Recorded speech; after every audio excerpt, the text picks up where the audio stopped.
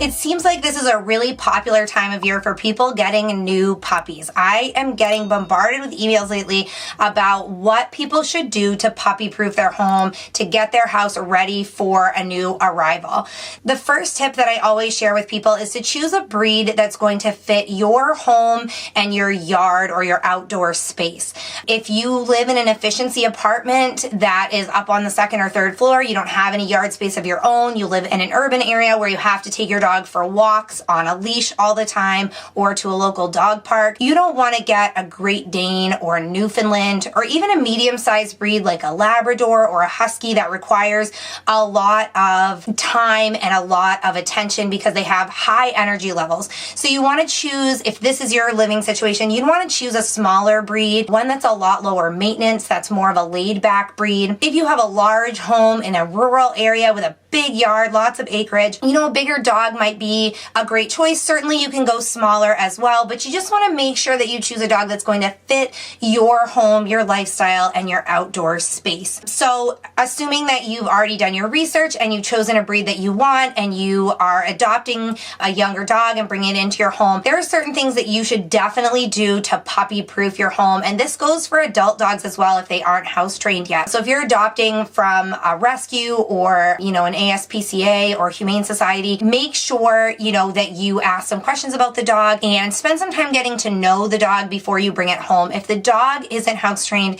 no matter what the age is, these are all great tips to kind of puppy proof or dog proof your home while you're going through that training process. So the first is to create a puppy space, a safe space for the dog where there's no access to anything at all that they could get into and where they're confined. And this is going to be the space that you can use to put the puppy or the dog when you can't watch them all the time. So if you have a Zoom meeting or an important phone call, if you have to leave the house for some time, have an area for the dog. And, kennel training is great. We have tons of videos and tips on kennel training. So click the link below the video and you can find all of that if you're looking to kennel the dog. If you just want a little area where, the puppy can be while you're at home, but you can't actually keep an eye on them, playpens are great. Again, we have some great resources on choosing a playpen for your dog. All of that is in the link below the video. So a playpen or an area that's blocked with a gate, a dog gate, is great. A lot of people use bathrooms or like laundry rooms, a space with like a hardwood floor or linoleum, something where the flooring's easy to clean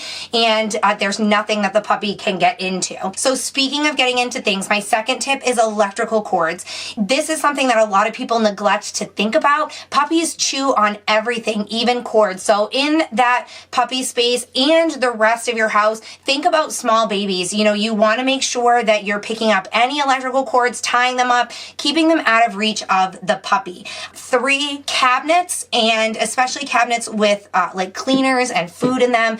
Puppies can figure out how to open cabinets. So you want to make sure that you have some cabinet locks. The garbage is another thing you want to keep out of reach. So either have it in a locked cabinet or up higher somewhere where the puppy's not going to be able to reach it, because there can be some really dangerous things in the trash, not just food waste. Certainly some of that can be toxic, but if your dog were to ingest like plastic baggies or string, those can get tangled up in the digestive tract and be a really serious problem. So keep that garbage out of reach as well. My 5th tip is to have a clean area with nothing that can be accessible to chew except for appropriate toys. So if your dog's going to be spending time, say, in your office while you're working or in your living room, pick up the things that could be chewed. Shoes, remote controls, any small objects. If you have kids, there's usually toys laying around. So all of that stuff that could be viewed from your dog's point of view as a new chew toy, you want to make sure all of that is picked up and put away. Have a clean area, have lots of toys for the puppy to choose from, to chew on, a good selection of toys, but make sure that everything else that could be chewed on is picked up and out of reach. 6, no plants within reach of your dog. Some plants can certainly be toxic to dogs, and even if they're not toxic, it's just not good for them to ingest it. You don't want them ruining your plants. Plants are something that seems to be attractive to dogs and puppies and cats too. They like to kind of get into the dirt and they like to eat the leaves. So make sure that all of your house plants are out of reach of your new puppy.